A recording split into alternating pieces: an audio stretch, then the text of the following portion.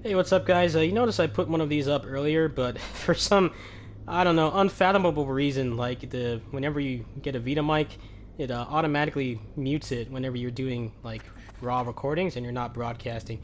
So I will delete those later on, but I wanted to go over the ultimate combination mechanic in this game. Now, this game is kind of weird because it looks like one of those, anime smut fan service games, but it's actually like the fan service stuff in this game takes a backseat to the mechanics, which is kind of the opposite. There's Senran Kagura, which is I think made by the same developers, and that that is like 90% fan service, 10% like really subpar, below average gameplay. This is like the complete opposite. But the problem is that none of the mechanics are really explained properly at all. There is no tutorial or anything like that. You get like I think like a 3-page manual that explains the controls and it kind of gives you like a little description of the mechanics, but doesn't tell you how to do them. So I had to learn how to do this myself, and there's like no guides at all. There is one person that's got an example of it, but I think he's a Japanese player, so I don't think he can explain it in English. So I took like hours and hours to do this, and like it turns out that the first thing you need to do is you need to get your full square string. So you have to go into the upgrades, and whatever the maximum hit is, like 12 or 13 hits, just make sure when you go here that you have the full square combo. So you don't want any of those to be locked out. Now you notice this bar at the bottom. I had to learn what this stuff means too. Like the red bar means that no attack is active. The yellow bar is like how much of an active hitbox there is.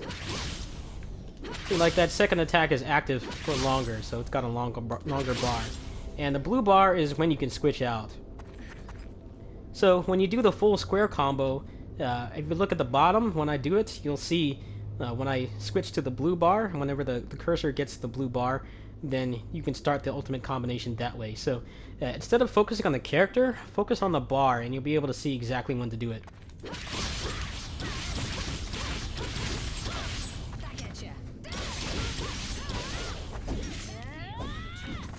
Oops, I messed up.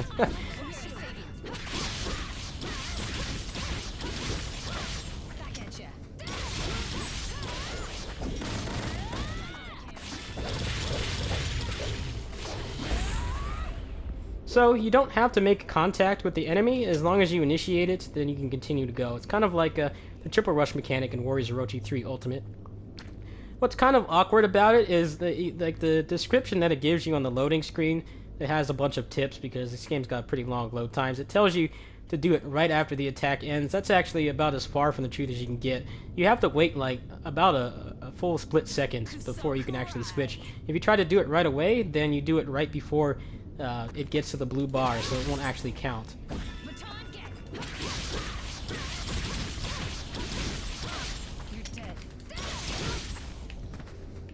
Now you can also dodge offset it, which is especially useful with this character because she has like the little Bato Jutsu attack that she does. It takes a long time to come out. So you can just skip that attack altogether. You are also invincible from what I understand while you're doing the ultimate combination, so it's pretty nice to use on bosses. That's what I hear. The bosses are kind of shitty in this game. They don't stagger, so it's nice to have a way to damage them while being invincible yourself. So I'll go ahead and show how you can offset into it.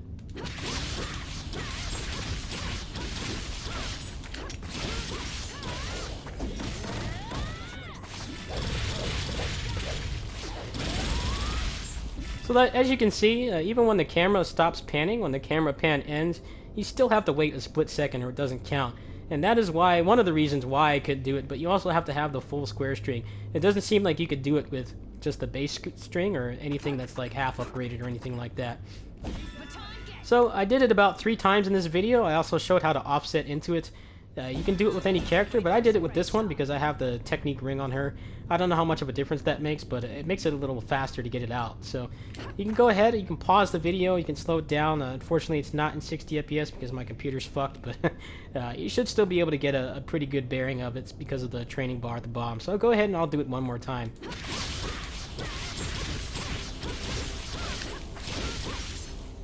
Oops.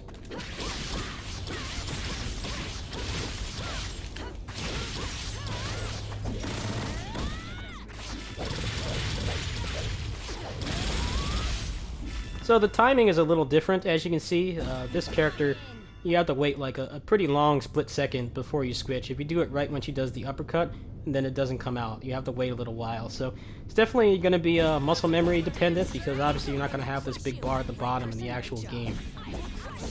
But I hope this explains it. This game's kind of weird. Like, I thought that by the time that I got this, there would be more guides like this, but I wasn't able to find a single one on YouTube aside from the little reference one that a Japanese player put up.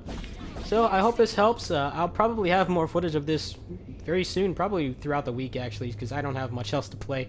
You know, now that my PC's fucked and I really can't depend on it for gaming or recording or anything like that, it's kind of nice that I have this and Phantom Breaker and Kamen Rider, so I'll definitely be revisiting those games probably throughout the week. Anyway, if you guys want the help with whatever's going on with my computer, you can go ahead and refer to the other video. I'm not going to mention it here. Anyway, see you guys later. Peace.